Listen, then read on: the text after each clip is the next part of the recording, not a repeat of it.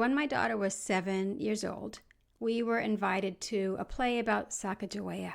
And I didn't really know much about Sacagawea other than her image on the dollar coin. But I decided that rather than research her ahead of time, I would do something based upon what I had been learning about in family constellations, which is that I would set up the system of relationships and I would sense into them.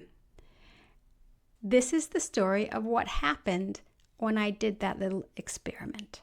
Now, to begin, what you need to know about me is that I have these two really important parts of my life. One is that I was a classroom teacher, a high school teacher for over a decade, and I specialized in inquiry-based science, which means the way I taught as a teacher was designing inquiry, designing ways to ask questions and have the learners engage in those questions so that they can generate the information themselves. This is a fabulous way to teach, but it's also very challenging in lots of different ways that I won't get into now, but one of them being that it's like trying to figure out how to design process that will get them to learn what you want them to learn, right? This changed when I found the second part of my life, which is family constellations. In 2011, I discovered family constellations. And what you can see in these pictures here is that there's this remarkable experience that you can set up a system. Now, in family constellations, we're setting up family systems.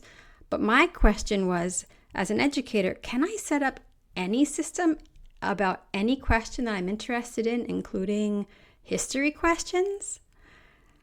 So that's what I began testing out. And this is the story of the very first time I did that. Here are two images of Sacagawea. If you're not American, you might not know her so well, but for Americans, she's well known in history. At least her name is well known. A lot of people don't know a lot about her history. These two images are ways that we know her. We often see her portrayed carrying her child on her back, and we know that she was involved in the Lewis and Clark expedition. Here's a painting from 1905 showing the Lewis and Clark expedition, and it's showing an imagined meeting between Lewis and Clark and the members of the expedition and a Native American tribe.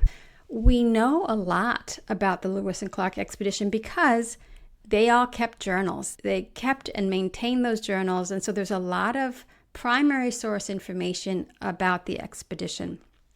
And of course, all journals are written from a very personal perspective, and it's embedded in the culture of their time, just like our thoughts and ideas are embedded in the culture of our time.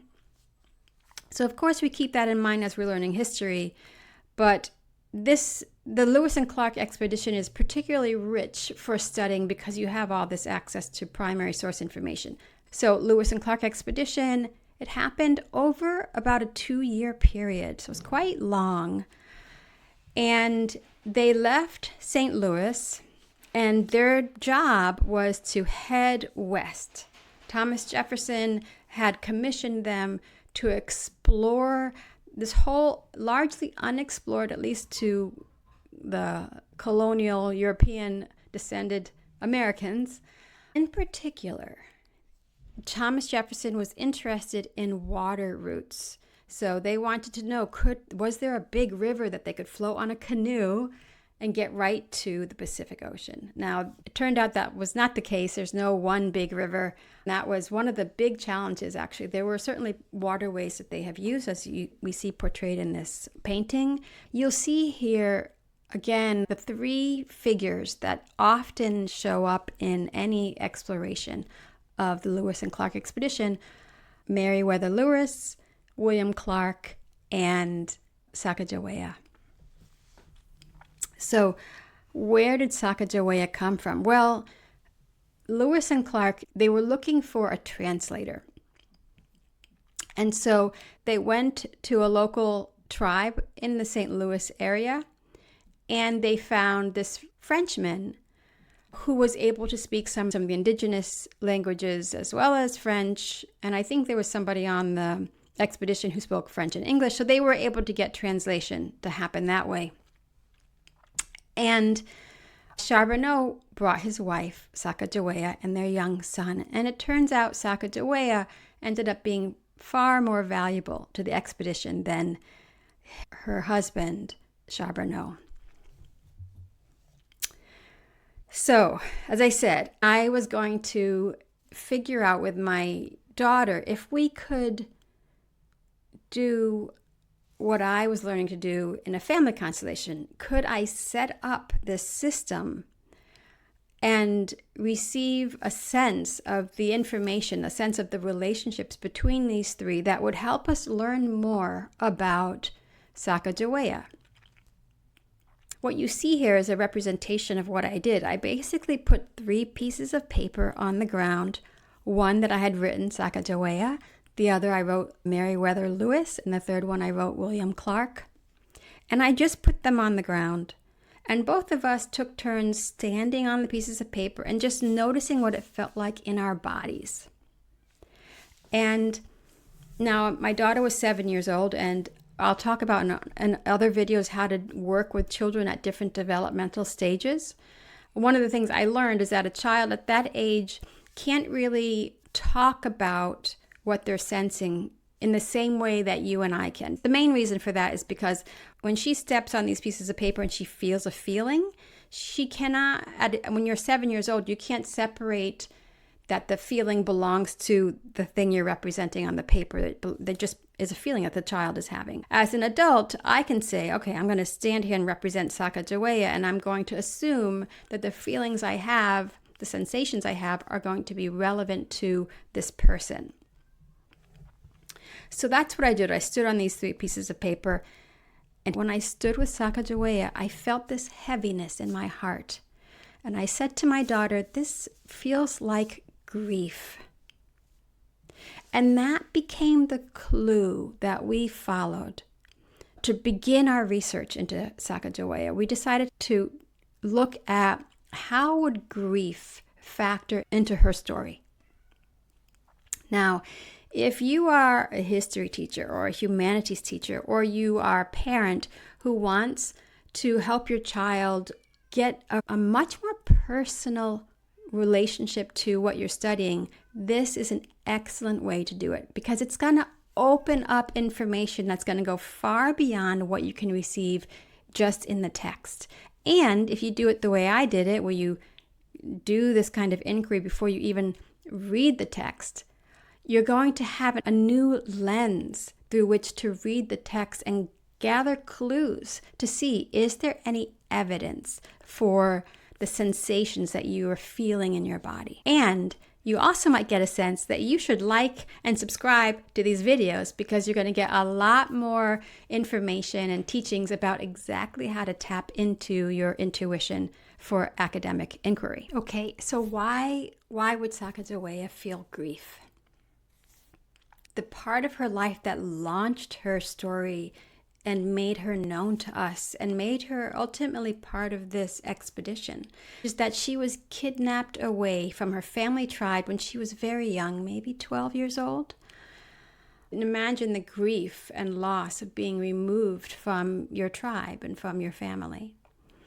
And then she was forced to labor for the new tribe. Now, there are cultural aspects to this that I think we can't fully understand, because at some level she was, you could say, adopted into the new tribe, which is, there's a truth to that. And then you could say also she was kidnapped and forced to labor. I think there's a truth to that. It's hard to know in our contemporary culture exactly how to understand this. And then finally, she was forced to marry a French trader who had come into the tribe that she was kidnapped or adopted into. His name was Toussaint Charbonneau, and he became her husband and the father of her child.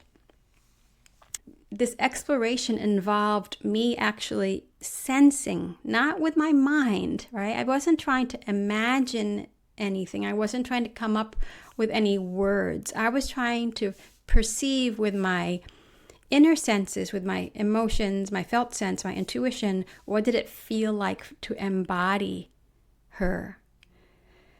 And it was just a little touch, right? But it gave me enough information to be curious about grief and the impact of that. But it also starts to teach us about what motivates a person from their perspective. And this is really, I think, essential when we understand history. Just like right now, you are motivated by specific things. I mean, if you're watching this video, you're probably motivated by the desire to learn how to use your intuition.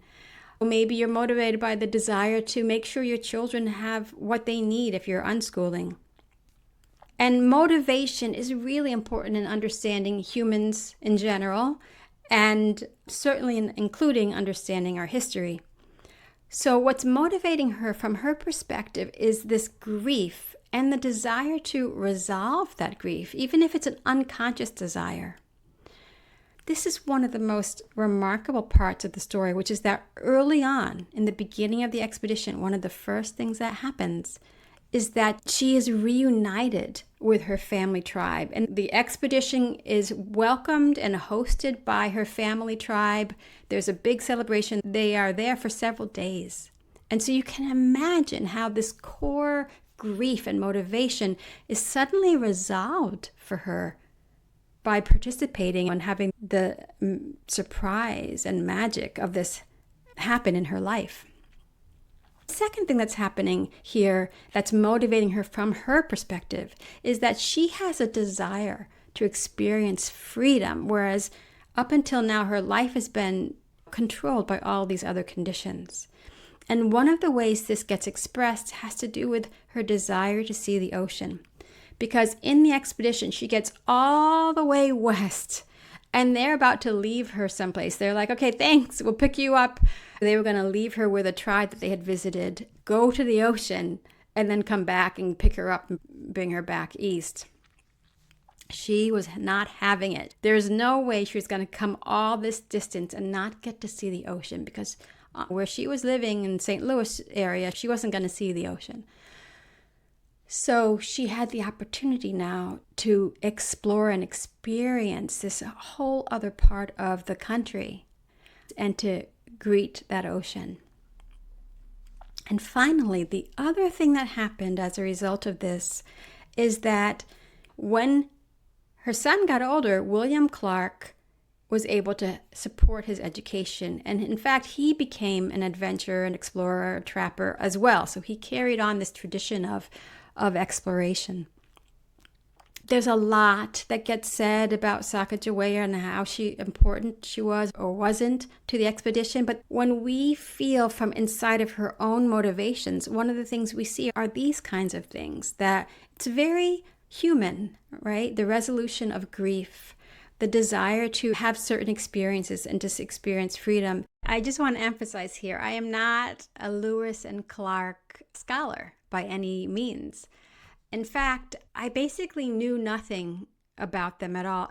And I decided I wanted to do this experience of sense thinking. And what this opened up is basically everything we're looking for in reading comprehension, in the generation of original ideas, in having material for writing research papers or essays. And so you can see how this process, which involved a very satisfying and enjoyable process, and actually created something that was meaningful to me that I personally could relate to. And then because of that personal experience, it encouraged me to keep researching.